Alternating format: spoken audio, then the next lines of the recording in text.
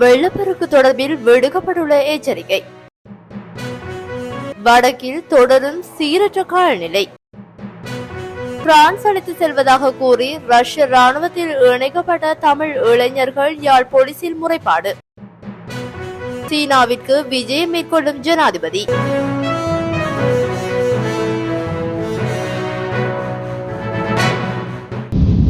மகாவலி நீர்பிடிப்பு பகுதிகளில் நேற்றிரவு பெய்த கடும் மழை காரணமாக மகாவலி ஆற்றின் தாழ்வான பகுதிகளில் வெள்ளம் ஏற்படுவதற்கான சாத்தியக்கூறுகள் காணப்படுவதாக இடர் முகாமைத்துவ மத்திய நிலையம் தெரிவித்துள்ளது. அதன்படி திம்புலாகல, எச்சரம்பட்டை, ஹிங்குராந்தோட்ட, கந்தலாய், கிண்ணியா, ஹோரளைப்பற்று வடக்கு, லங்காபுர, மெதிரிகிரிய, மூதூர், செருவில, தாமன் கடுவ, தம்பலகாமம் மற்றும் வெளிகந்த டிஎஸ் பிரிவுகள் ஆகிய இடங்களில் மகாவலி ஆற்றின் தாழ்வான பகுதிகளில் வெள்ளம் ஏற்படுவதற்கான சாத்தியக்கூறுகள் காணப்படுகின்றன.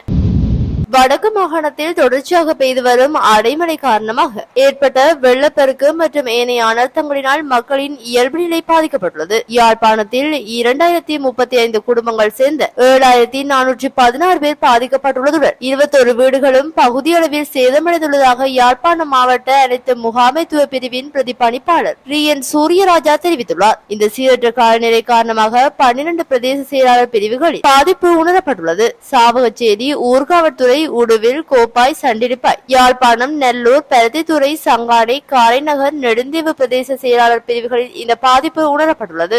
மன்னார் மாவட்டத்தில் 12485 குடும்பங்களை சேர்ந்த 43879 நபர்கள் பாதிக்கப்பட்டுள்ளதாக மன்னார் மாவட்ட அனர்த்த முகாமைத்துவ பிரிவு தெரிவித்துள்ளது. மேலும் மாவட்டத்தில் 16 தற்காலிக நலன்புரி நிலையங்கள் அமைக்கப்பட்டுள்ளது. உயர்தர பரீட்சைக்கான மத்திய நிலையங்கள் இல்லாத பாடசாலைகள் மற்றும் மதஸ்தலங்கள், பொது மண்டபங்கள் இவ்வாறு தற்காலிக பாதுகாப்பு நலன்புரி நிலையங்களாக மாற்றப்பட்டுள்ளது. மேலும் மன்னார் மாவட்டத்தில் தாளமுக்கம் காரணமாக ஏற்படவுள்ள அனர்த்தத்தை தடுக்க முப்படையினர், போலீசார் மற்றும் துணைகள அதிகாரிகள் தயார் நிலையில் உள்ளதாகவும் மன்னார் மாவட்டத்தில் இருந்து கடற்தொழிலாளர்களை மறு அறிவித்தல் வரை கடற்தொழிலுக்கு செல்ல வேண்டாம் என மன்னார் மாவட்ட அரசாங்க அதிபர் கனகேஸ்வரன் தெரிவித்துள்ளார். முல்லைத்தீவு ஒட்டுசுட்டான் பிரதேச செயலக பிரிவிற்குட்பட்ட பண்டாரவண்ணி கிராமத்தில் அதிக வெள்ளப்பெருக்கு ஏற்பட்டுள்ளமையால் தொடர்ச்சியாக மழை பெய்யும் சாத்தியம் இருப்பதனால் அக்கிராமத்தில் உள்ள மக்களை அயலில் உள்ள பாடசாலைக்கு செல்லுமாறு அனர்த்த முகாமைத்துவ பிரிவினர் தகவல் விடுத்துள்ளனர். குறித்த பகுதியில் அனர்த்த கிராம சேவையாளர், சமுர்த்தி அலுவலகர், அபிவிருத்தி உத்தியோகஸ்தர் இணைந்து குறித்த கிராம அலுவல்களை பாதுகாக்கும் நடவடிக்கைகளில் ஈடுபட்டு வருவதும் குறிப்பிடத்தக்கது. மேலும் முல்லைத்தீவு மாவட்டத்தில் காணப்படும் நந்திக்கடல் நீரேரியும் சாலை கடல் நீரேரியும் கடலுடன் வெட்டிவிடப்பட்டுள்ளன. ஓவந்தை, பாலமுட்டை பகுதியில் அமைந்துள்ள மடத்து விளாங்குளம் உடைப்படுத்தமையால் இக்குளத்தின் கீழுள்ள 82.84 ஏக்கர் விவசாய நிலம் நீரில் மூழ்கியுள்ளது. வவுனியாவில் தொடர்ந்து பெய்து வரும் மழை காரணமாக நீர்வரத்து அதிகரித்து ஓமந்தை, பாலமோட்டை கிராம அலுவலக பிரிவில் அமைந்துள்ள மடத்துவிளாங்குளத்தின் குளக்கட்டில் ஏற்பட்ட உடைப்பு காரணமாக அக்குளத்தின் கீழான 82.84 ஏக்கர் விவசாய நிலம் நீரில் மூழ்கியுள்ளதுடன் அப்பகுதிக்கான வீதி போக்குவரத்தும் பாதிப்படைந்துள்ளது. பிரான்ஸ் நாட்டுக்கு அழைத்து செல்வதாக கூறப்பட்டு பயணித்த தமிழ் இளைஞர்கள் ரஷ்ய ராணுவத்தில் இணைத்துக் கொள்ளப்பட்டமை யாழ்ப்பாண பெற்றோர்கள் மத்தியில் பெரும் அதிர்வலைகளை ஏற்படுத்தியுள்ளது. உக்ரைனுக்கு எதிராக ரஷ்யா முன்னெடுத்து வருகின்ற போரில் புலம்பெயர் நாடுகளை சேர்ந்த இளைஞர்கள் வலுக்கட்டாயமாக இணைக்கப்படுகின்றனர் என்று அண்மை காலமாக குற்றச்சாட்டுகள் எழுந்து வந்துள்ளன. இந்நிலையில் யாழ்ப்பாணம் குருநகர் பகுதியை சேர்ந்த 25 வயது இளைஞர் ஒருவர் சுற்றுலா விசா ஊடாக பிரான்ஸ் நாட்டுக்கு சென்ற வேளை வலுக்கட்டாயமாக ரஷ்ய ராணுவத்தில் இணைக்கப்பட்டுள்ளார் என்று வெளியாகியுள்ள சம்பவம் பெரும் அதிர்வலைகளை ஏற்படுத்தியுள்ளது. கடந்த செப்டம்பர் மாதம் 4ஆம் தேதி மேற்படி இளைஞர் இலங்கையிலிருந்து பிரான்ஸ் நாட்டுக்கு செல்வதற்கு முயற்சித்துள்ளார். இதன்போது ரஷ்ய விமான நிலையத்தில் தரையிறங்கி அங்கிருந்த முகவரூடாக பிரான்ஸ் நாட்டுக்கு செல்ல வேண்டும் என அவருக்கு வெளிநாட்டு முகவர்களினால் அறிவுறுத்தல்கள் வழங்கப்பட்டது. இந்நிலையில் ரஷ்ய விமான நிலையத்தில் தரையிறங்கிய இளைஞருடன் முல்லைத்தீவை சேர்ந்த 3 பிள்ளைகளின் தந்தையொருவரும், யாழ்ப்பாணத்தை சேர்ந்த 20 வயதுடைய இளைஞர் ஒருவரும், குருநகர் பகுதியைச் சேர்ந்த இளைஞர் ஒருவரும் ஒன்றாக இணைந்து பயணித்துள்ளனர். இவர்கள் அனைவரையும் ரஷ்ய விமான நிலையத்தில் ராணுவ அதிகாரி ஒருவர் ஊடாக பிரான்ஸ் நாட்டுக்கு அழைத்து செல்வதாக முகவர் குறிப்பிட்டு இளைஞர்களை அழைத்து சென்றுள்ளார். அதனை அடுத்து அங்குள்ள ராணுவ முகாமில் இவர்களை தங்க வைத்து இவர்களுக்கு ரஷ்ய ராணுவத்தின் சீருடைகள் வழங்கப்பட்டு 15 நாட்கள் வலுக்கட்டாயமாக பயிற்சியின் பின்னர் உக்ரைன் நாட்டின் எல்லையில் போருக்காக அனுப்பி வைக்கப்பட்டுள்ளனர். குறித்த விடயம் தொடர்பாக குருநகர் பகுதியை சேர்ந்த கோமஸ் அதிர்ஷ்டராஜா மிதுர்ஷன் தாயாருக்கு தனது புகைப்படங்களை பகிர்ந்துள்ள நிலையில் இந்த அதிர்ச்சி தகவல் வெளியாகியுள்ளது.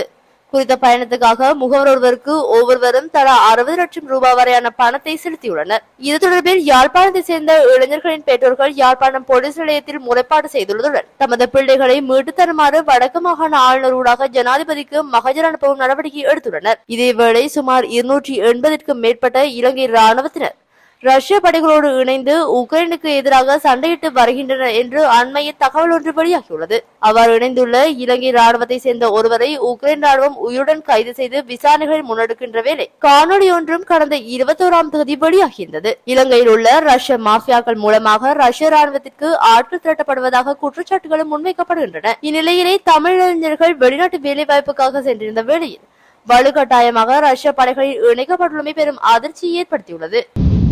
ஜனாதிபதி அனுரகுமார திசாநாயக்கவிற்கு சீனாவிற்கு விஜயம் செய்ய அழைப்பு விடுக்கப்பட்டுள்ளதாக அமைச்சரவை ஊடக பேச்சாளர் நலிந்த ஜெயதிச தெரிவித்துள்ளார். இன்று இடம்பெற்ற அமைச்சரவை முடிவுகளை அறிவிக்கும் ஊடகவியலாளர் சந்திப்பில் கலந்து கொண்டு கருத்து தெரிவிக்கும் போதே அமைச்சரவை பேச்சாளர் அமைச்சர் நலிந்த ஜெயதிச இதனை கூறியுள்ளார். இதேவேளை எதிர்வரும் டிசம்பர் மாதம் 3ஆம் வாரத்தில் ஜனாதிபதி இந்தியாவிற்கு உத்தியோகபூர்வ விஜயம் ஒன்றை மேற்கொள்ள உள்ளதாக அவர் தெரிவித்துள்ளதுடன் விஜயம் மேற்கொள்ளும் தொகுதிகள் இன்னும் தீர்மானிக்கப்படவில்லை எனவும் அவர் தெரிவித்தார். மேலும் சீன தூதரகத்தில் இருந்து அவருக்கு சீனாவுக்கு வருமாறு அழைப்பு வந்துள்ளது எனவும் அவர் குறிப்பிட்டுள்ளார். யாழ் சிரேஷ்ட போலீஸ் அத்தியட்சர் ஊடாக நாடாளுமன்ற உறுப்பினர் வைத்தியர் அர்ச்சுனா ராமநாதனுக்கு பிடியாணை பிறப்பிக்க கொழும்பு மேலதிக நீதவான் மஞ்சுளா ரத்நாயக்க இன்று உத்தரவிட்டுள்ளார். சந்தேகத்திற்குரிய நாடாளுமன்ற உறுப்பினர் அர்ச்சுனா ராமநாதன் தொடர்ச்சியாக நீதிமன்றங்களை தவிர்த்து வருவதனால் இந்த பிடியாணை பிறப்பிக்கப்பட்டுள்ளது. கடந்த 2021ஆம் ஆண்டு மார்ச் மாதம் 22ஆம் தேதி அன்று பேஸ்லைன் வீதியில் வாகன விபத்தை ஏற்படுத்தி சாரதியை தாக்கி பலத்த காயங்களை ஏற்படுத்திய சம்பவம் தொடர்பான வழக்கு இன்று விசாரணைக்கு எடுத்துக் கொள்ளப்பட்ட போதே மேற்படி அவருக்கு பிடியாணை பிறப்பிக்கப்பட்டுள்ளது.